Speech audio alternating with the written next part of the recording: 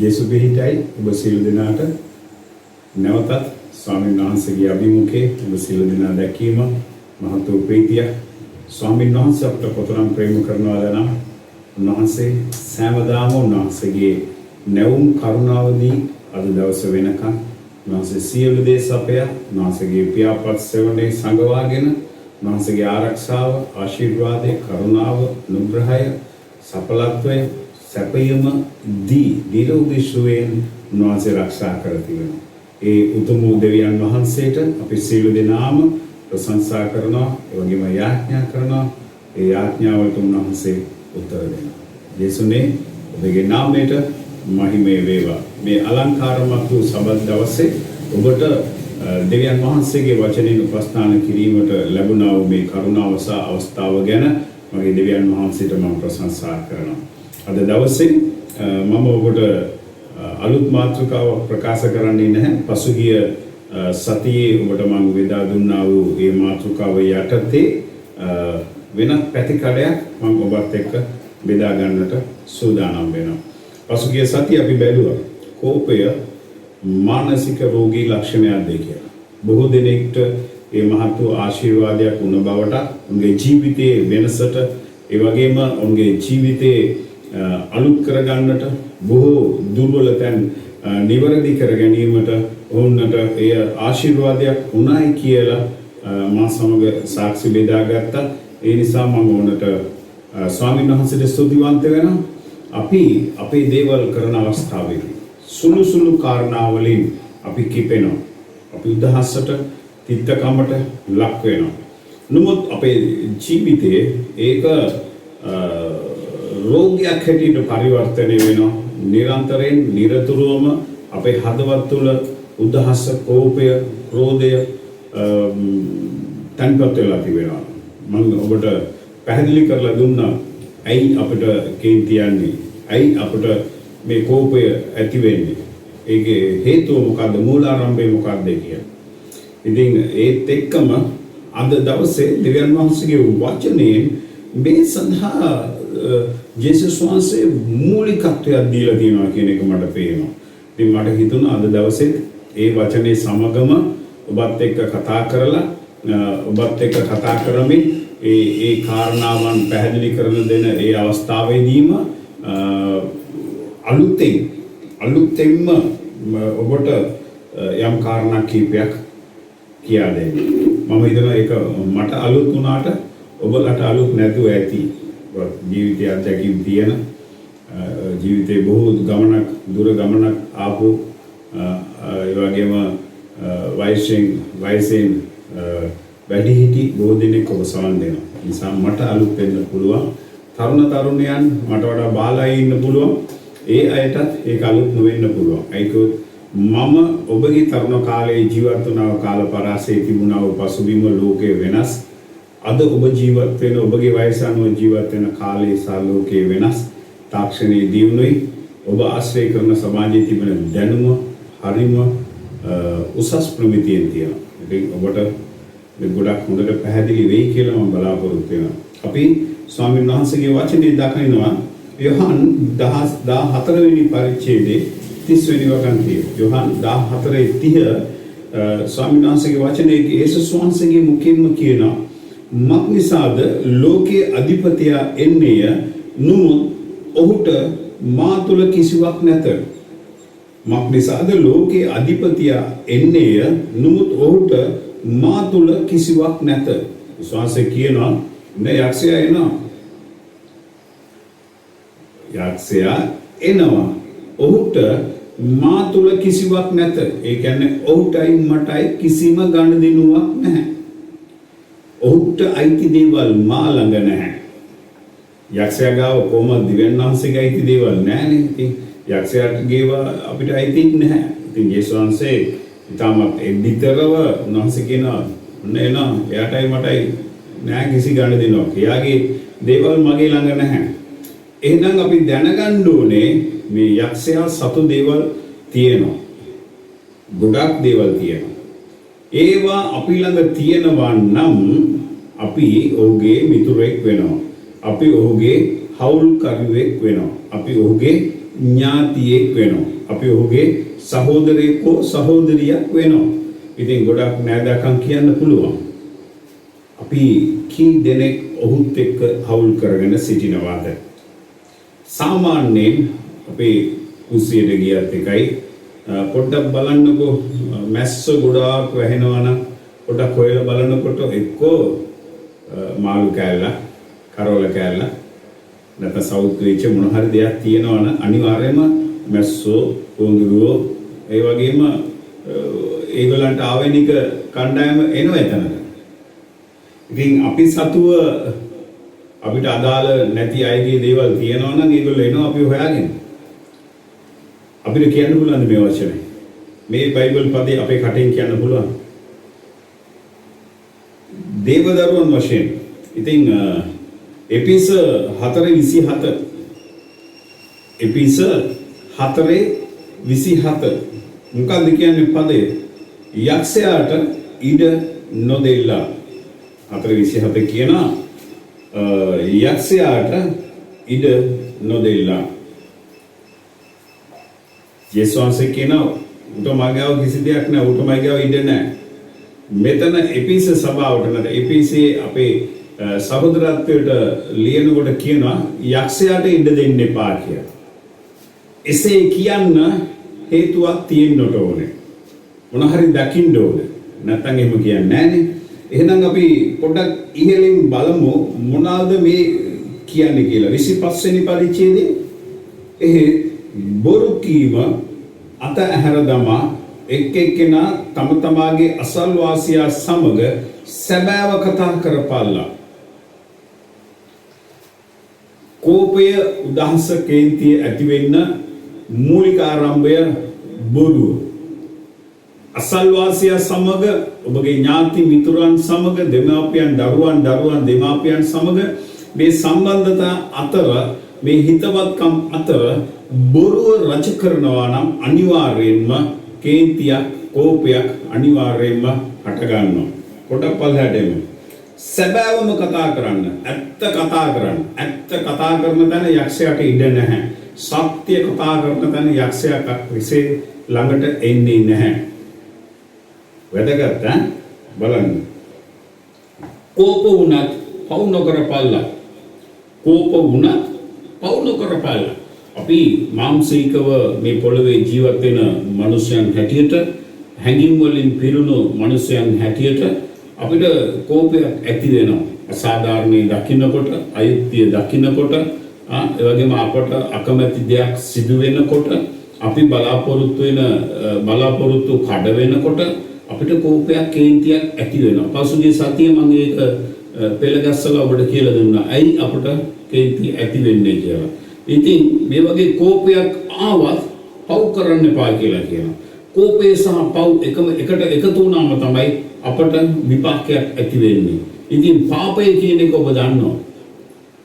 බොරු කීම පාපයක්. ඒ පල්ලෙන් පොඩ්ඩක් මම කියන මේක වැඩි ඔබට විග්‍රහ කරන්න අවශ්‍ය නැහැ කියලා මම හිතනවා. පව් නොකරලා ඉර බසින තුරු නුඹලාගේ කෝපය පවතින්නට ඉඩ නාරිල්ලා. ස්වාමි පුරුෂයා භාර්යාව හැටියට, දෙමාපියන් හැටියට මම මේ කතා කරන්නේ පෞල් ජීවිතයට. මම දේශයට හෝ ලෝකෙට මම මේ කතා කරනවා නෙවෙයි. මට අද දීලා තියෙන වගකීම සභාවට දීලා තියෙන ආත්ම ටික ගොඩනගන්න ඕනේ. සභාවට එකතු වී තියෙන පෞල් ගොඩනගන්න ඕනේ. පෞල් සමාගම ගොඩනගන්නට අවශ්‍යයි. ඉතින් මේ පෞල්ලට අයිති සමාජිකයන් ඉන්නවා. ඒ සමාජිකයන් අතර ආත්මික ජීවිතයේ ගොඩනගෙනවා නම් අනිවාර්යෙන් සභාව ගොඩනගෙනවා. සභාව ගොඩනගෙන අවස්ථාවේදී අනිවාර්යයෙන්ම සමාජය ගොඩනගෙනවා. සමාජයේ යහපත් ආකල්ප වලින් ගොඩනගෙනවා නම් රට අනිවාර්යයෙන්ම ගොඩනගෙනවා. රටත් ආකල්ප වශයෙන් සදාචාරයෙන් පිරි, ඒ වගේම පවිත්‍රකමෙන් පිරි ක්‍රිස්තුස් වහන්සේ තුළ ගොඩනගෙනවා නම් ලෝකය ස්වාමින් වහන්සේ වෙනුවෙන් සූදානම් වෙනවා කියන එකට කිසිම සැකයක් නැහැ. ඉතින් අපි ප්‍රවේශම් වෙන්න ඕනේ. මේ ස්ථානයේ කියනවා පව් නොකරලා ඉර බසින තුරු නුඹලාගේ කෝපය පවතින්නට ඉඩ නැරිලා. අද කුමක්ද වෙලා තියෙන්නේ? මේ කෝපය මේ කේන්තිය ඇති වුණාට පස්සේ ඒක අපේ හදවතේ ඒ පතිත වෙනවා. නිදන්ගත වෙනවා. ඒ කේන්තිය පවතින තුරු මොකද වෙන්නේ? තිත්තකම අරක් ගන්නවා. හරියට යක්ෂයෝ අර ලොකු වෘක්ෂ ගස්වල ඉන්නවා අරක්ගෙන ඉන්නවා. මේ ගහේ මේ සියඹලා ගහේ යක්ෂයෝ අරක්ගෙන ඉන්නවා. ඒ වගේම ඒ ජීවිතවල කෝපය කේන්තිය අරක්ගෙන සිටින විට මොකද වෙන්නේ? තිත්තකම තමයි වෙන්නේ. ඒක කවුරු වුණත් එයා ගැන තිත්තකමක් වෙනවා. තිත්තකම දිනෙන් දින වැඩි වෙන්න ක්‍රෝධය හටගන්නවා. ක්‍රෝධය වෛරය ඇති වෙනවා. ක්‍රෝධයයි වෛරයයි ඇති වෙනකොට මොකද්ද වෙන්නේ? ඊළඟට පාපය තමයි පිළිසිඳ ගන්නට වෙන්නේ. මගේ සෙනෙහවන්ත සහෝදරයා සහෝදරිය අපගේ ජීවිතයේ දෙවියන් වහන්සේගේ වචනේ එපිසපොතේ අපට උගන්වනවා ඉර බහිනතුරු ඒ කෝපය පවත්වන්නට එපා කියලා. මම උදාහරණයක් කියන්නම්. සාමාන්‍යයෙන් ස්වාමි පුරුෂයා භාර්යාව අතරේ කෝපයක් තරහක් ඇති වුණා නම් ඒක සාමාන්‍ය දෙයක්. ඉතින් සෑම දෙනාම අංග සම්පූර්ණ නැහැ. සෑම දෙනාම උගත් නැහැ. ඒ වගේම සෑම දෙනාම මොකක්ද කියන්නේ? තේරුම් ගන්න පුළුවන් ස්වභාවය හැමෝටම නැහැ. ඉතින් ඒ ස්ථානයේදී පෞල් ජීවිතය තුළ පොඩි පොඩි හැලහැප්පීම් වෙනවා. එහෙම නැත්නම් ඒ පෞල් ජීවිතය සුන්දර නැහැ. ලස්සනයි. පොඩ්ඩක් කේන්තියන්න ඕනේ, බනින්න ඕනේ. නෝන මහත්තයාට මහත්තයා නෝනට ඉතින් බැන ගන්න ඕනේ. ඊට පස්සේ ගිහිල්ලා අනේ මට සමා වෙන්න කියලා කියන්න ඕනේ. එයා ඇවිල්ලා කියන්න ඕනේ අනේ මම වැරදිලා කතා කළා. මම හදිස්සි වුණා සමා වෙන්න. මෙන්න මේකයි ජීවිතය. ඒකට තමයි කියන්නේ හිර බහින්න ඉස්සල්ලා සමාව ගන්න එකිනෙකා එකඟ වෙලා ජීවිතේ ඊළඟ පියවරට යන්න කියලා. කෝපයත් එක්ක ඔබගේ ජීවිතය ඉදිරි දවසට ගෙනියන්න එපා. නව දවසකට ගෙනියන්න එපා. ඒක තිත්ත වෙනවා. ඇයි මේක ඉර බහින්න ඉස්සලා අපට විසඳ ගන්න බැරි? එතන තමයි යක්ෂයාගේ ගුණාංගය, යක්ෂයාගේ චරිතය, යක්ෂයා තුළ තිබෙන ඒ ගම් එක. එහෙම නැත්නම් උගලඟ තියෙන ඒ විස බීජ අපේ ශරීරගත වෙන්නේ. කෝපය ආපු ගම. අපි අයින් කරලා දැම්මම ස්වාමීන් වහන්සේගේ ලේ වලින් පවිත්‍ර කරාම ඌට ඉඩක් නැහැ එතන. පාපේ නැහැ. ඌ මොනවද කියන්නේ? මහත්ය බැන්නනේ. ඌ ලොකු මිනිස්සෙක්ද? හම්බ කරා ගිහලා යා ලොකු ලුවක්ද?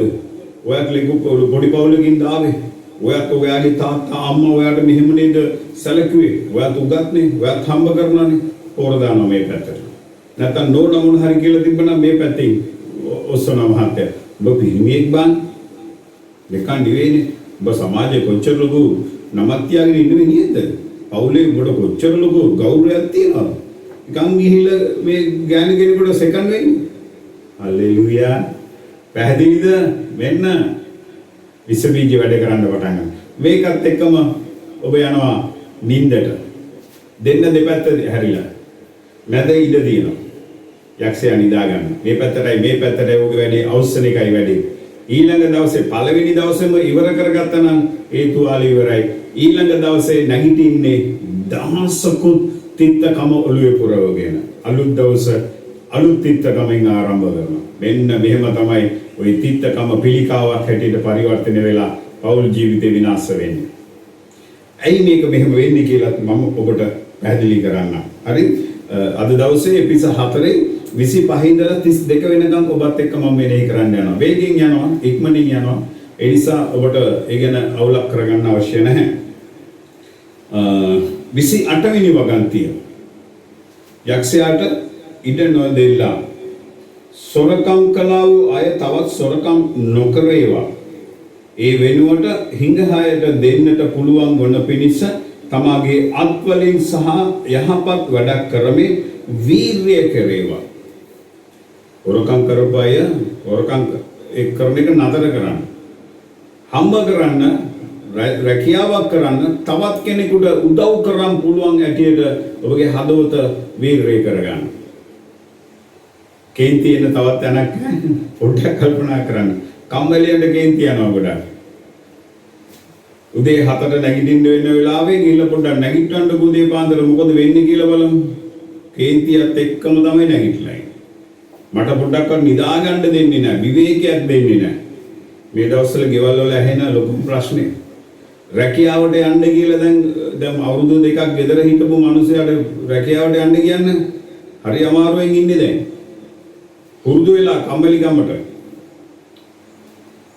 ඉතින් ඒවා එච්චර අදාළ සහ සුදුසු දේවල් නොවේ. හරි සොරකම් කරන්න එපා. අල්ලස් ගන්න එපා. සොරකම් කරනවා කියන්නේ අල්ලස් ගන්න එක තමයි. කිතුණු දේව දරුවන් මේ රැකියා කරන තැන ඔවුන්ගේ ආයතනවල අල්ලස් ගන්න නැහැ.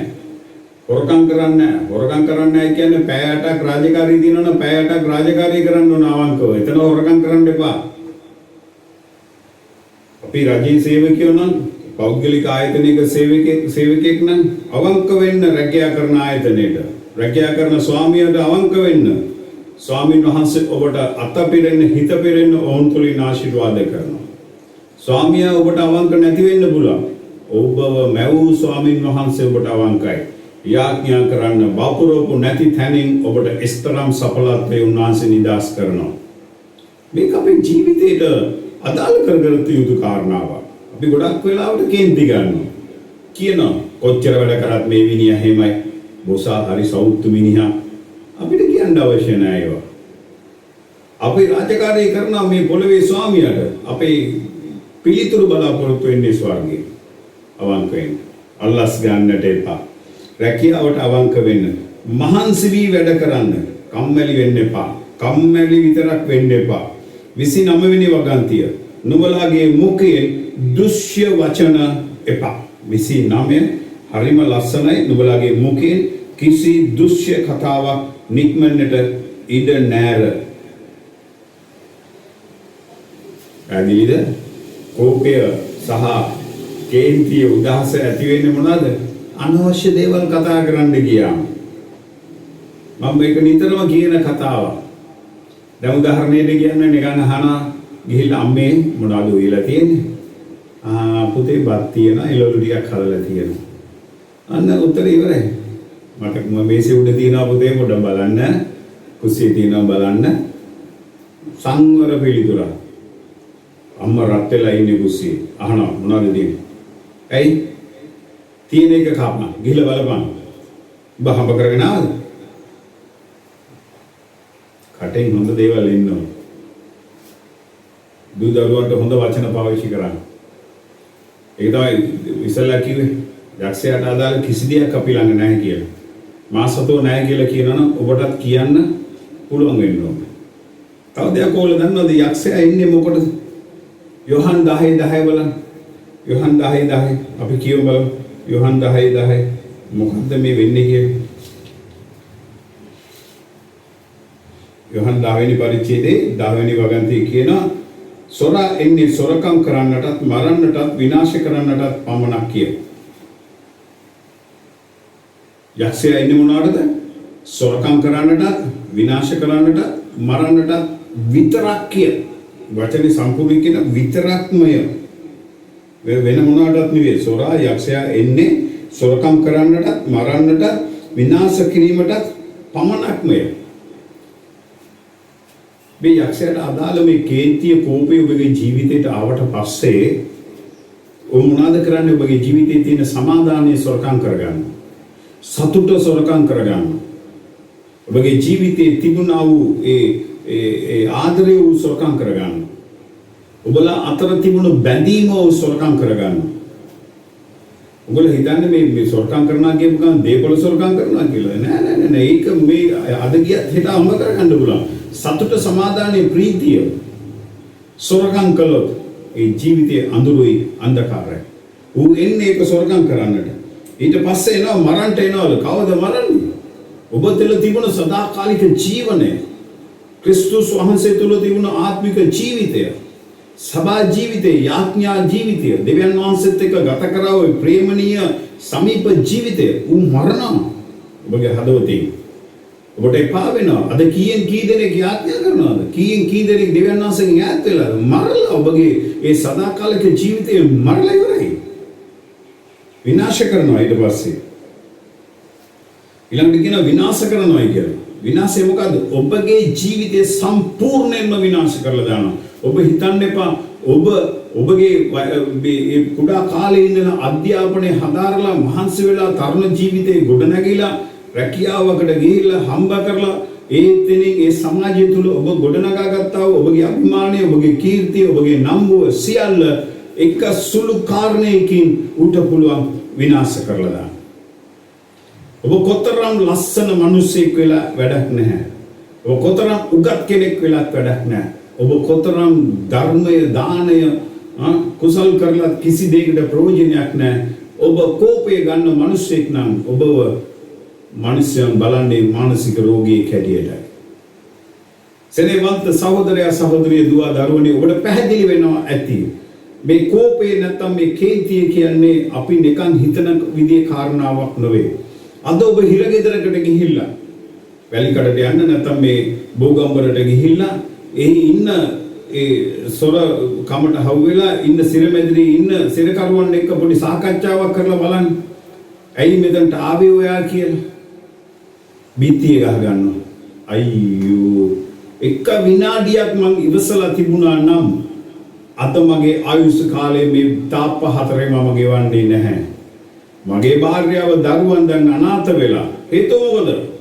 කේන්තිය. මෑතක ආරංචියක් තියෙනවා. දකුණේ සාමාන්‍ය පෙළ විභාග නැත්නම් උසස් පෙළ ඉගෙන ගත්ත දරුවෙක් මේ ඉගෙන ගැනීමේදී මොන හරි ඇති වෙච්ච කතාවක් තාත්තත් එක්ක දුරදිග ගිහිල්ලා තාත්තා කොසුපොල්ලෙන් ගහලා තියෙනවා. ගැහුවේ මරන්න නෙවෙයි. නමුත් දරුවා බේරෙන්න හැරුණා. කොසුපොල්ල ඔළුවට වැදුනා. අවුරුදු 17ක් 18ක් හදපු ආදරණීය පුතා ජීවිතේ නැති වුණා. දරුවන්ට දඬුවම් දෙන්නේ කොසුපොල්ලෙන් නෙවෙයි. කේන්ති ආපු වෙලාවේ දරුවන්ට ගහන්න එපා. මම දරුවන්ට ගහන්න එපා කියන්නේ මම තමයි හොඳටම ගහන කෙනා. ඔබගේ ශරීරයේ කේන්තියක් උදහසක් තියෙන වෙලාවට ඒකෙන් පිරීලා දරුවන්ට පහර දෙන්න එපා. ඔබගේ කේන්තිය කෝපය දරුවන් පිට යවන්න එපා. අර ලස්සන ජීවිතය අවුරුදු 18ක් හදාගත්ත තරුණ ජීවිතය. ඔය මේ ලෝකේ මේ රටේ නීතිඥවරයෙක්ද, ඉංජිනේරුවෙක්ද, වෛද්‍යවරයෙක්ද, ඇයි අනාගත ජනාධිපතිද අපි දන්නේ නැහැ. ඒ දරුවගේ සිහින එතනින් ඉවරයි. තාත්තට පුළුවන්ද දැන් නිවෙල්ලේ ඉන්න සමාදානෙන් ඉන්නවට පුළුවන්ද? ඔව් මේ පොළවේ ජීවත් වුණත් ඔව් මැරිච්ච පුද්ගලයෙක්. යක්ෂයා එන්නේ මරණට විනාශ කරන්නටයි. එහෙනම් ඔබගේ ජීවිතේ යක්ෂයාගේ මේ කේන්තිය කෝපය කියන ගුණාංගේ ශරීරගත වෙනවා නම් ඒක ඔබව මානසික රෝගියෙක් කරනවා. කේන්තිගත මිනිස්සෙක් දිහා බලන්න. ඔව් ඇවිල්ලා මානසික රෝගියෙක් වගේ තමයි හැසිරෙන්නේ. ඔහුගේ ඇඳුම ඔහු ඉරා ගන්නවා. සමහරවිට කේන්ති ගියාම ඔළුව ගිහිල්ලා බිත්තියේ ගහ ගන්නවා. අතට හවුවෙච්ච දේ උස්සලා පොළවේ ගහනවා. මානසික රෝගියෝ එහෙම තමයි. ඔබ මානසික රෝගිය දැකලා නැත්තම් ඔබ ගිහිල්ලා අංගොඩ ගිහිල්ලා බලන්න. කම්බි කූඩු වල සමහරුම දාලා තියෙන්නේ. උස්සන්න වෙනකොට. අපිත් ඒ වගේ. අපිත් ඒ වගේද? පොඩ්ඩක් බලමු නේද? දෙවියන් වහන්සේගේ වචනේ 29 මම පල්ලෙහාට කියවන්නම්. ලස්සනයි. නුඹලාගේ මුඛෙන් කිසි දුෂ්‍ය කතාවක් නික්මෙන්නට ඉඩ නැර. අනවශ්‍ය දේවල් කියන්න එපා.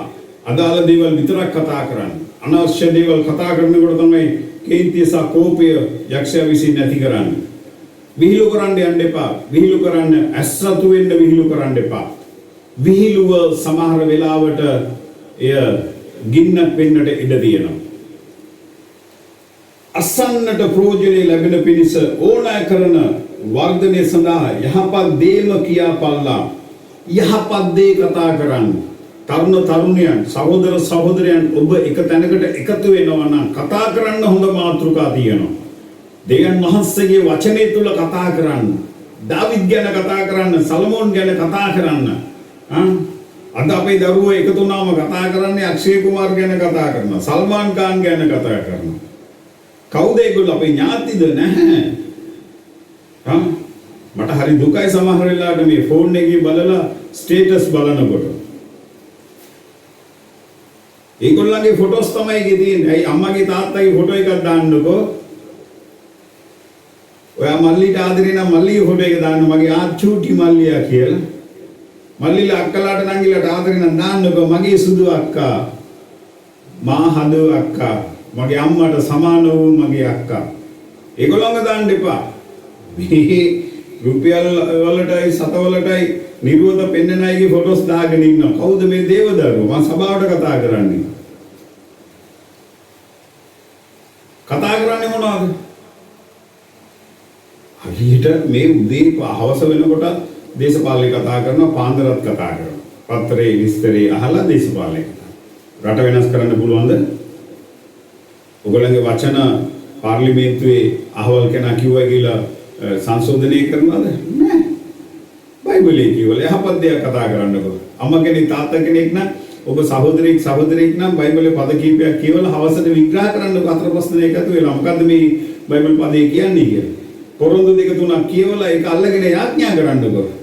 ඊවසීම ඉබේ ඔබ තුල ඇති වෙනවා. දෙවියන් වහන්සේත් එක්ක කාලය ගත කරන්න ඒ මානසික රෝග සුව වෙනවා. මම ඊසදී කියවනේ කේන්තියන් ඇයි කියලා. channel 4ක ප්‍රවෘත්ති බලන්නකො. ජීවිතේ ඉවරයි. ඕන කරන වර්ධනය සඳහා යහපත් දේම කියපළ. දෙවියන් වහන්සේගේ ශුද්ධාත්මයන් වහන්සේට දුක් නොදෙල්ලා. කාටද දුක් දෙන්න එපා කියන්නේ? ශුද්ධාත්මයන් වහන්සේට දුක් දෙන්න එපා. ඔබ කරන හැම කාරණාවලින් දුකටපත් වෙන්නේ ශුද්ධාත්මයන් වහන්සේට. බයිබලයේ කියනවා නුඹලා ශුද්ධාත්මයන් වහන්සේට දුක දෙනවා නම්, උන්වහන්සේට අපහාස කරනවා නම් විනිශ්චයේදී ඔබලාට සමාව නැහැ කියලා. අප තුළ වාසය කරන ශුද්ධාත්මයන් වහන්සේට අප දුක දෙනවා. ශුද්ධාත්මයන් වහන්සේ වාසය කරන මාලිගාවයි මෙය. සුද්ධ වූ ආත්මයන් වහන්සේ වාසය කරන මාලිගාව තුල කෝපේ උදහස රජ කරන්න පුළුවන්. වාසයේ විතරක් නෙවෙයි කියන්නේ දුක් නෙදෙලා. මග්නේසාද උන්වහන්සේ තුල නුඹලා මිදීමේ දවසට මුද්‍රා කරනු ලැබුවේය. මිදීමේ දවසට ඔබලා මුද්‍රා කරලා තිබෙන්නේ. රාජකීය ස්ටැම්ප් එකකින් මුද්‍රා කරලා තිබෙන්නේ. අවසරයක් නැතුව ඔබට කඩන්න බෑ. සෙනෙහවන්ත සහෝදරයා සහෝදරිය අපගේ ජීවිතයේ අපි වපුරන සීල දේවල් ගැන අපි ලොකු සෙවිල්ලක් ඇතුව ජීවත් වෙන්නට ඕනේ. මේ මුකෙන් වචනය පිටත් කරන්න ඉස්සලා 100 වාරයක් ඔබ කල්පනා කරන්න. කාටද කතා කරන්නේ? මම යන්නේ මොනවද? මේ කීම නිසා, මේ වචන මාලාව නිසා ඊළඟට ලැබෙන ප්‍රතිඵල මොනවද? ඒකේ විපාක මොනවද? කැඩෙන්නේ මොනවද? විනාශ වෙන්නේ මොනවද? මරණය මොකද්ද? හිතන්න.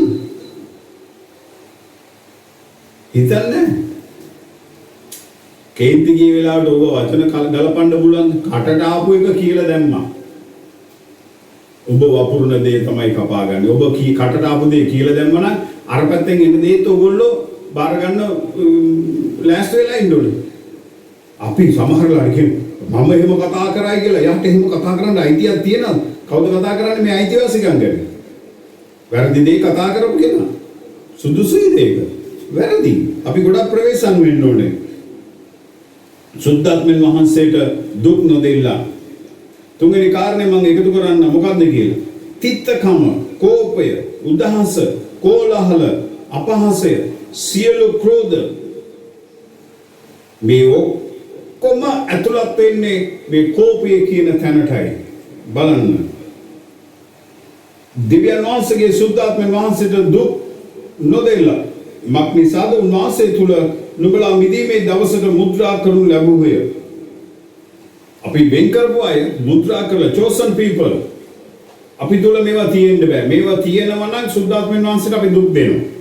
මේ රෝග ලක්ෂණ ටික මම කියන්නම්. අපි මානසික රෝග කියලා කියනකොට රෝග ලක්ෂණ මොනවද කියලා දැනගන්න එපා.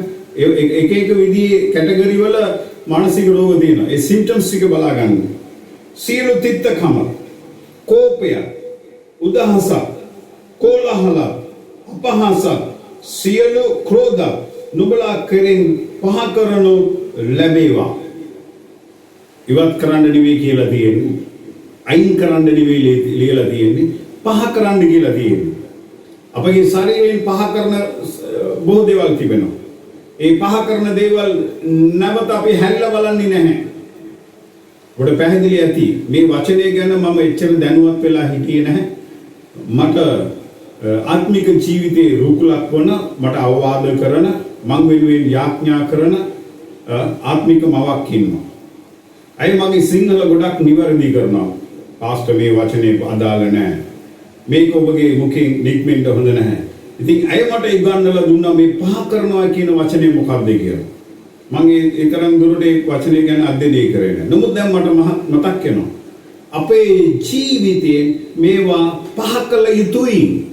මොනවාද ඒවා? සියලු තිත්තකම්. කේන්ති ආපු ගමන් තිත්තකමක් එනවා. තිත්තකමක් අපිට කාවකවත් තියාගන්න බෑ. තිත්තකම කියන්නේ පිළිකාවක්. මානසික රෝගයේ මුලක් ඒක.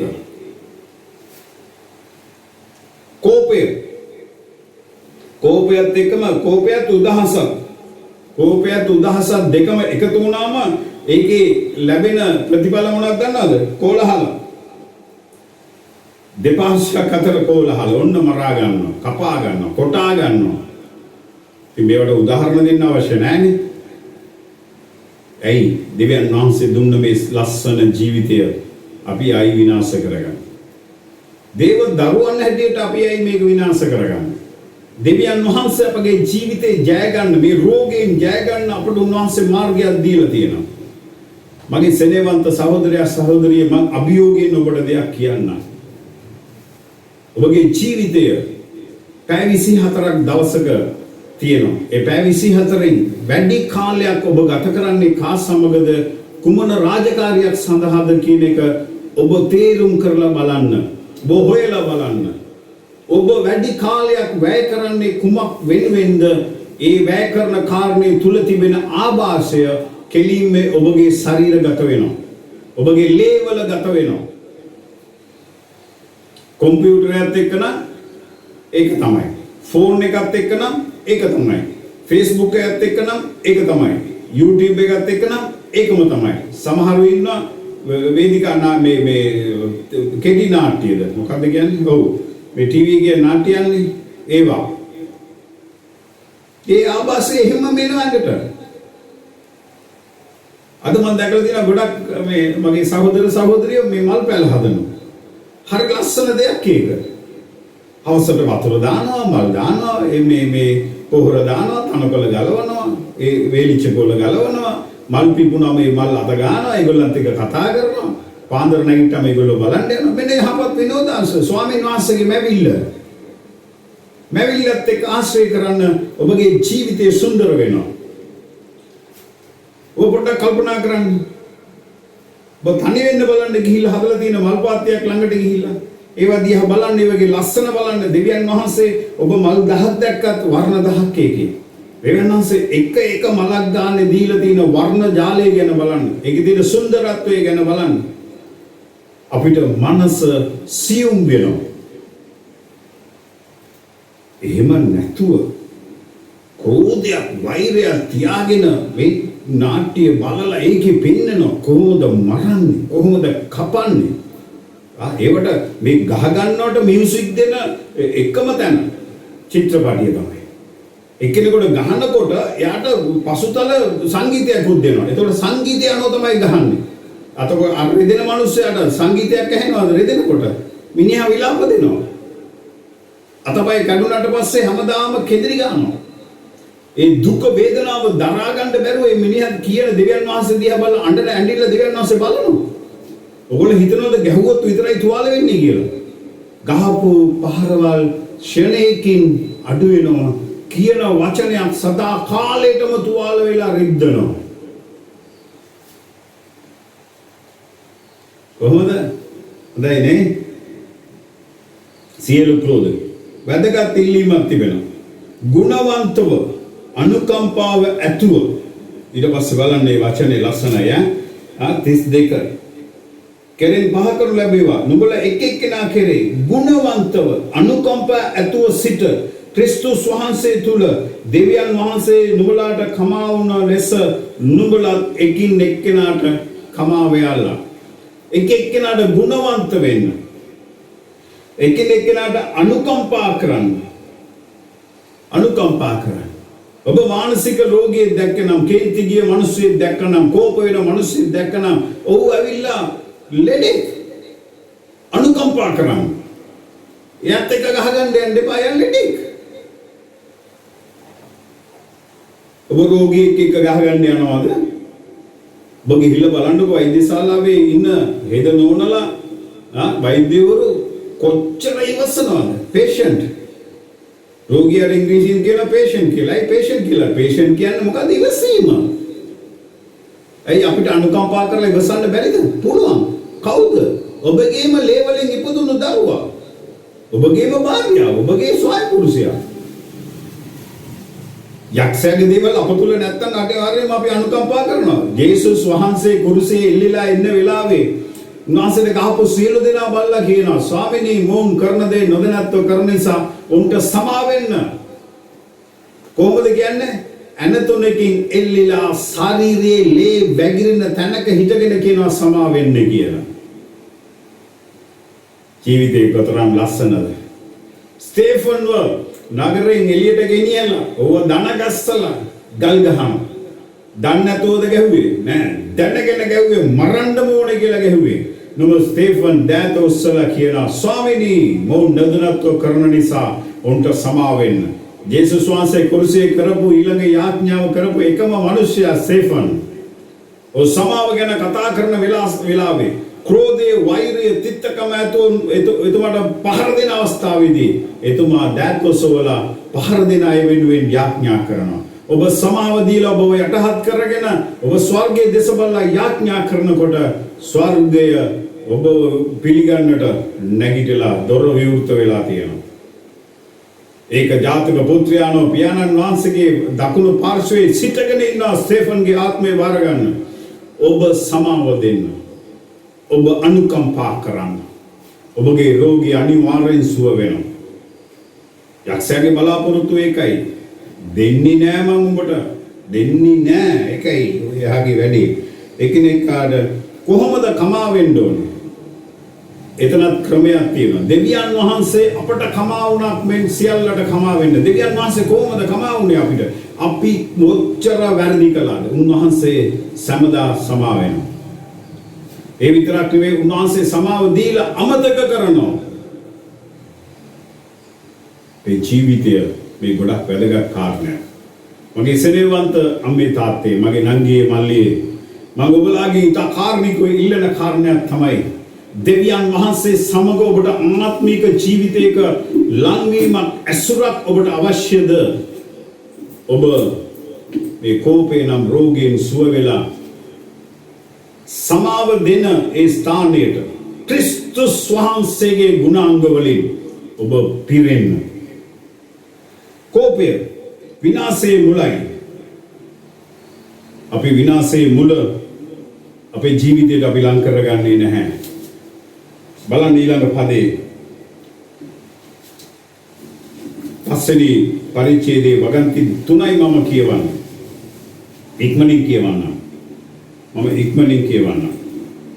එබැවින් නුඹලා ප්‍රිය දරුවන් මෙන් දෙවියන් වහන්සේ අනුව යන්නෝ යල්ලා ක්‍රිස්තුස් වහන්සේ නුඹලාට ප්‍රේම කොට මිහිරි සුවඳක් පිණිස දෙවියන් වහන්සේට පූජාවක්ද යාගයක්ද කොට අප වෙනුවට තමන්ම පාවා දුන්නක් මෙන් නුඹලා ප්‍රේමයෙන් හැසිරියල්ලා. අපි ප්‍රේමයෙන් හැසිරෙන්න ඕන කණ්ඩායමක්. අපි කෝපයෙන්, කේන්තියෙන්, ක්‍රෝධයෙන්, වෛරයෙන්, තිත්තකමෙන් හැසිරෙන ලෙඩ්ඩු නෙවෙයි. අපේ මානසික ලෙඩ්ඩු නෙවෙයි. එනම් මගේ සෙනෙහවන්ත සහෝදරයා සහෝදරිය, යක්ෂයාට අදාළ කිසි දෙයක් අප ළඟ තියෙන්න බෑ. ඔබ තේරුම් ගන්න. ප්‍රේමයෙන් හැසිරෙන්න.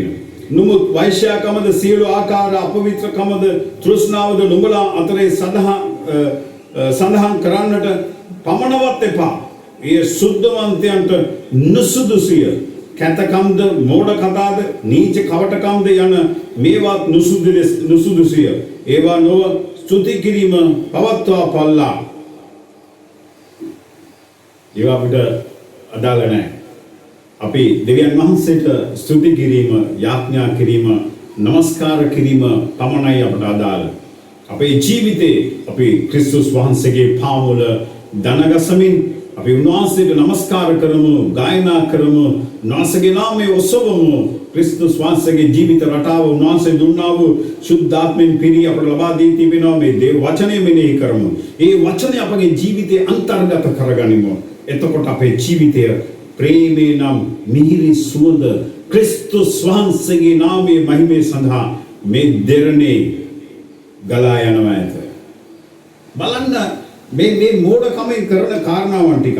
කෝපයට ප්‍රමාද වන්නා බෝ නොනැත්තේක්ය. කෝපයට ප්‍රමාද වන්නා නොනැත්තේක්ය. බෝ නොනැත්තේක්ය. හිතෝපදේශ 14:29 කියනවා. කෝප වෙන්නට ප්‍රමාද වෙන්න.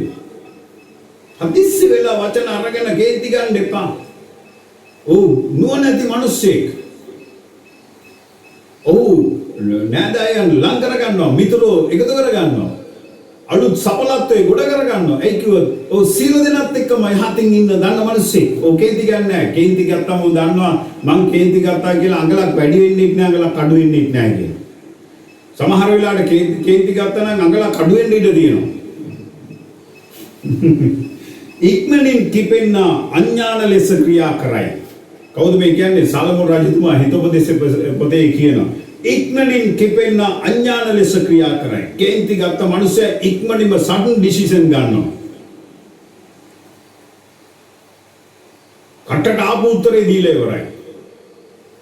මම හිතන්නේ වැදගත් අද වැදගත් දෙවියන් වහන්සේ ඔබට හදවතට කතා කරනවා. කවුරු හරි මේ අහගෙන ඉන්න කෙනෙකුට කතා කරනවා දෙවියන් වහන්සේ. ඔව් නේද? මේක අහන ගමන් ඔයාගෙන ඔයා පොඩ්ඩක් කල්පනා කරන්න. මේ සවන් දෙන ගමන් ඔයා පොඩ්ඩක් කල්පනා කරලා බලන්න. මේ ඇත්තට නේද මේ කියන්නේ? මට ඉක්මනින් කියන්නේ ටෙම්පර් එක වෙනවා කියලා. ඉක්මනින් කිපෙනවා කියලා. මට පඩ්ඩාල කේන්ති යනවානේ. ඒක ලොකු ආඩම්බරයක්. කියා ගන්නවා මෝඩකම ගැන කියා ගන්නවා ආඩම්බරේ. මට ඉක්මනින් කේන්ති යනවා කියලා. මමත් ඒ වගේ මෝඩකම් කරපු මිනිහෙක් තමයි. මම දැන් ගොඩක් කල්පනා කරලා, ගොඩක් හිතලා කොහොමද මේ වෙනස ආවේ? දෙවියන් වහන්සේට ප්‍රශංසා කරලා, ස්තුති කරලා, උන්වහන්සේගේ වචනය මෙනෙහි කරලා, දේව අභිමුඛේ යාඥා කාලය වැඩියෙන් ගත කරලා. ඔව් මම ඉස්සලම කිව්වනේ ඔබ කුමකටද ඔබගේ කාලය වැය කරන්නේ? ඒකේ ආభాසය ඔබට එනවා කියලා. මෙනෙහි කරන්න. දේශනාවන් අහන්න. අද දේශනාවක් අහන්න බෑ. පැයයි දාන්නේ. පැයක් අහන්න අමාරුයි. වෙනස් වුණොත් ජීවිතේ, දියුණුවොත් ජීවිතේ, චරිතය හැඩගැස්සුණොත් පුදුම සමාජයක ජීවත් වෙනවා. කල්පනා කරලා බලන්න. තරහා ගති ඇති ඇත්තෙකු සමග මිත්‍ර නොවෙන්න. ඔබට කියන්න පුළුවන් ඒ ඔක්කොම තියෙන්නේ හිතෝපදේශ පොතේ. තරහා ගති ඇත්තෙකු සමග මිත්‍ර නොවෙන්න. කෝප අධික මිනිසෙකු සමග නොගැවසෙන්න. යාළුකම් තියාගන්නත් එපා, ගැවසෙන්නත් එපා කියලා කියනවා. පුදුමයි ඈ. ඉතින් කොලොසි 3 වෙනි පරිච්ඡේදෙට පොඩ්ඩක් කියන්න. මම ඉවර කරන්න යන්නේ. කොලොසි 3 වෙනි පරිච්ඡේදය. කොලොසි 3 වෙනි පරිච්ඡේදයේ 8 වෙනි වගන්තිය මම කියන්නම්. නුඹ දැන් නුඹලා ඒ සියල්ල ඒ සියල්ල ඒ කියන්නේ මේ කියන දේ සියල්ල මොනවාද? කෝපය, උදහස, ක්‍රෝධය, අපහාසය, නින්දා කිරීම නුඹලාගේ මුඛයෙන් නික්මෙන කැත කතාව පහ කරපල්ලා. පැහැදිලිද? කෝපය ආපු ගමන් එනේවා තමයි කැත කතා කියන ඒවා. කොහෙන්ද අපහාස කරන ඒවා. ඉතින් ඒවා අපේ කටින් පහ කරන්න ඕනෙලු. ඒවා එපා පිට. මේක ප්‍රශංසා කරන මුඛයක්. දෙවියන් වහන්සේට නමස්කාර කරන මුඛයක්. එකිනෙකාට බොරු නොකියලා මක්නිසාද නුඹලා පරණ මිනිස්යාය. මිනිසයා ඔහුගේ ක්‍රියා සමග අහක දමා අලුත් මිනිස්යාව මැව් තනත්වාන් වහන්සේගේ රූපයේ ලෙස සම්පූර්ණ දැනගැනීම සඳහා අලුත් කරනු ලබා ඒ අලුත් මිනිස්යාව පැලඳගත්තුය. පරණේව පහ කරලා අලුත් මිනිස්යාව පැලඳ ගන්න. ඉතින් බලන්න එබැවින් පොළවේ තිබෙන නුඹලාගේ අවයවයන් පස්වෙනි වගන්ති මම කියන්නේ. එබැවින් පොළවේ තිබෙන නුඹලාගේ අවයවයන් එනම් වෛශ්‍යාකමත්, අපරිසිදුකමත්, කාමරාගයත්, නපුරු තෘෂ්ණාවත්, රූප වැඳීමත්, තෘෂ්ණාව තණ්හාවත් නසාපල්ලා. මේ දේවල් නිසා දිව්‍යන් වහන්සේගේ උදහස අකීකරුකමේ පුත්‍රයන් පිටට පැමිණෙන්නේය. නුඹලා පසුගිය කාලේ ඒ දේවල් වල ජීවත් වූ කල ඒවායේ හැසිරුණෝය. මේ අපි විතරක් මේ සුද්ධවන්තය කියලා කියපු ගමන් එක වාරට මේ ආසෙන් කඩන් වැටුනේ නෑ. අපිත් ඒවවල ජීවත් වෙන මනුස්සය. මේ කියන්නේ මේ යක්ෂයාගේ දේවල් වල නුඹලත් හැසිරුණා කාලයක්. නුඹ දැන් ඒවා අතහැරපල්ලා. නුඹලාගෙන් පහ කරපල්ලා. ක්‍රිස්තුස් වහන්සේ තුල ආවට පස්සේ ඒ පරණ ගතිය තියෙන්න බෑ. මක්නිසාද දෙවියන් වහන්සේගේ වචනය කියන යමේ ක්‍රිස්තුස් වහන්සේ තුල සිටින්නේද ඔව් අලුත් නැවිල්ලක් කිය. පරණ සියල්ල පහව ගියේය, සියල්ලම අලුත් වියේය. සියල්ලම අලුත් විය. අපගේ කතාව, අපගේ හැසිරීම, අපගේ දැක්ම මේ සියල්ලම අලුත් වෙනවා. මේ සියල්ලම අලුත් විය. ඔබගේ ජීවිතේ ඔබ ක්‍රිස්තුස් වහන්සේගේ අස්තේ අලුත් කර්මාන්තයක්, අලුත් නිර්මාණයක්. යාකෝබ් 1:19 යාකෝබ් 1:19 ලස්සන පදයක්. මේක කියවලා අපි යාඥා කරලා අපි විසිර යමු. යාකෝබ් 1:19 මාගේ ප්‍රේමවන්ත සහෝදරයනි, නුඹලා මේක දන්නෝය. නමුත් එක මිනිසයා ඇසීමට ඉක්මන් වේවා. මේක ඔයගොල්ලෝ දන්නවා. නමුත් එක කෙනා ඇසීමට ඉක්මන් වෙන්න, ඒ කියන්නේ සවන් දීමට ඉක්මන් වෙන්න, කතා කිරීමට, උදාස් වීමට ප්‍රමාද වේවා. කතා කරන්නට, කේන්ති ගන්නට, උදාස ගන්නට ප්‍රමාද වේයල්ලා. හදිස්සි වෙන්න එපා. සවන් දෙන්න. අද ගොඩක් කට්ටිය සවන් දෙනවා අඩුයි. කියන දෙයක් අහන්න බෑ. අර කියනවානේ සිංහලෙන් කියවන මේ හොස්සගාවෙන් මැස්සෙක් යන්න බෑ කියලා. ගහලා ඉවරයි. අද අපි ගොඩක් වෙලාවට මොනවද කරන්නේ? මැස්සෙක් ළඟ ගිය අපි මැස්සට නෙවෙයි ගහන්නේ, අපිටම අපි ගහ ගන්නවා. ඒතරම් මොඩයි. අතේ කියනවා එහෙම ප්‍රවේශමෙන් ඇසීමට ඉක්මන් වෙන්න, කතා කිරීමට, උදාස් වීමට ප්‍රමාද වෙන්න. විශ්ස කියනවා බලන්න. මක්නිසාද මිනිස්යාගේ උදහසෙන් දෙවියන් වහන්සේගේ ධර්මිෂ්ඨ කම ඉෂ්ට නොවන්නේය.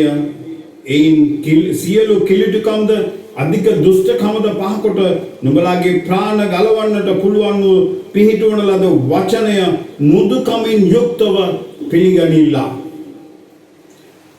අපව නිර්මාණය කරන්න පුළුවන්, අලුතෙන් ගොඩනගන්න පුළුවන්, මේ මානසික රෝගයෙන් අපට මිදීම දෙන්න පුළුවන් දෙවියන් වහන්සේගේ වචනයට සවන් දෙන්නට, ඒ වචනය තුල පවතින්නට ඔබලා තීරණය ගනිල්ලා. ඔගලන්ගේ කේන්තිය උදාහස දෙවියන් වහන්සේගේ ධර්මිෂ්ඨකම ඉෂ්ට කරන්නේ නැහැ. ගොඩක් අය කියනවා ඒ මිනිස්සයා මෙහෙම කරනවා මම කොච්චර ඉවසන්නද? මට තියෙන ලොකුම ප්‍රශ්නේ මේ අල්ලපු ගෙදර මිනිස්සයා. මට තියෙන ප්‍රශ්නේ මගේ අර සහෝදරයා. මට තියෙන ප්‍රශ්නේ අර ඥාතියා. කියලා මොනවද කරන්නේ? ඒකට මේගොල්ලෝ තීරණ ගන්නවා. හදිස්සියෙන් තීරණ අරගෙන දියත් කරලා ඉවරයි. හිතනවා දැන් මම ලොකු වැඩක් කරලා ඉවරයි කියලා. මගේ සෙනෙහවන්ත සහෝදරයා සහෝදරිය ඔබ පරාදයි. දෙවියන් වහන්සේගේ ධර්මිෂ්ඨකම එතන ඉෂ්ට වෙන්නේ නැහැ. දෙවියන් වහන්සේගේ ධර්මිෂ්ඨකම ඉෂ්ට වෙන්නට අවශ්‍ය නම් අපි දෙවියන් වහන්සේට යටහත් වෙන්නට ඕනේ. ස්වාමීන් වහන්සේ අපට බොහෝසෙන් ආදරය කරන දෙවියන් වහන්සේ. අද දවස ඔබත් සමග බෙදාගත්ත වචනය මම හිතනවා ඔබට ආශිර්වාදයක් වුණායි කියලා. ඔබගේ පෞද්ගලික ජීවිතයට ඒක මහත් වූ ආශිර්වාදයක් වේවි. ඔබ රියදුරෙක් නම්, රියදු රැකියාවට යන කෙනෙක් නම්, ඔබගේ කේන්තිය නිසා කී දෙනෙක්ගේ ජීවිතය අහිමි වෙනවද කියලා ඔබ දන්නවද? මම ඇත්තටම ලංකාවේ බය ප්‍රයිවට් බස් වලට. පාරේ යනකොට මම හරි බයයි. ඒකත් මගේ පැත්තක් කැල්ල තියෙන්නේ. මගේ දරුවව මම පාරේ කහිරෙන් අයින් කරේ මගේ පුතාව. අතින් අල්ලලා නෙවෙයි වටාගෙන තුරුල් කරගෙන අයින් උනේ. එක විනාඩියක් මිස් වෙලා තිබුණා. අද මමත් නැහැ. මගේ අවුරුදු 15ක පුතේකුත් නැහැ. ඇයි අර රියදුරු ආසනේ වාඩි වෙලා ඉන්න රියදුරු මහත්තයාට නිවිච්ච ගතියක් නැහැ. යා ඉස්සරහ හෝල්ට් එකේ ඉන්න දෙන්නෙක්ව ගන්න යන්නේ. බැඩිම ගියොත් මේ ජායලදලා මීගොමට රුපියල් 35යිද 30යිද රුපියල් 70ක දෙන්නෙක්ව ගන්න තමයි දෙන්නෙක්ව මරලා ඉස්සරහට යන්නේ. ඒක ලොකු කාරණාවක් නෙවෙයි. එයා විවාහක වෙන්න පුළුවන්, එයාට දූ දරුවන් ඉන්න පුළුවන්. මේ වචනේ අහන ඔබට යම් කිසි පැහැදීමක් නැතුව හිටියානම් ඔබගේ හිත නිවෙන්නට ස්වාමීන් වහන්සේගේ අභිමුඛයට එන්න. ඔබ කිතුණෙක් නොවෙන්නට පුළුවන්. අහම්බෙන් මේකට ඔබ සමන් දෙනවා වෙන්න පුළුවන්. එහෙම නැත්නම් ඔබ ක්‍රිස්තුස් වහන්සේගේම දරුවෙක් වෙන්න පුළුවන්. ඔබගේ ජීවිතයේ මේ චර්යාවන් තියෙන්නට පුළුවන්. ඔබගේ ජීවිතය ආශිර්වාදමත් ප්‍රීතිමත් ජීවිතයක් වෙන්නට ඕනේ නම් ඔබ ගෙවන කාලය කොතනද කියන එක ඔබ ගෙවන කාලය ඔබගේ කාලයේ ආයෝජනය ඔබගේ දැනීමේ ආයෝජනය කොතනද කියලා ඔබ පොඩ්ඩක් කල්පනා කරන්න. ක්‍රිස්තුස් වහන්සේ තුළ උන්වහන්සේගේ අභිමුඛය තුළ ඔබගේ ජීවිතයේ කාලය වැය කරන්න අනිවාර්යෙන්ම ඔබ මේ ලෝකයට සුවඳ දුමක් හැටියටම ඔබ මිහිරක් වෙනවා. ඔබ මිහිරක් වෙනවා. යාඥා කරන මුඛය උදාස පහ කරමු, කෝපේ පහ කරමු, කේන්තිය පහ කරමු. මක්නිසාද ඒවා මානසික රෝගයක්. ඒ මානසික රෝගී ලක්ෂණත් මම ඔබට පැහැදිලි කරා. යක්ෂයා එනවා ඕසතුමා දේවල් කිසිවක් මා ළඟ නැහැ. ඔබ ළඟ ඕසතු දේවල් තියෙනවා නම් අනිවාර්යෙන් ඔබ ළඟට එනවා. එන අදම අයින් කරන්න. අදම අයින් කරලා දාන්න. ඔය එන්නේ විනාශ කරන්නට. ඔය එන්නේ මරන්නට.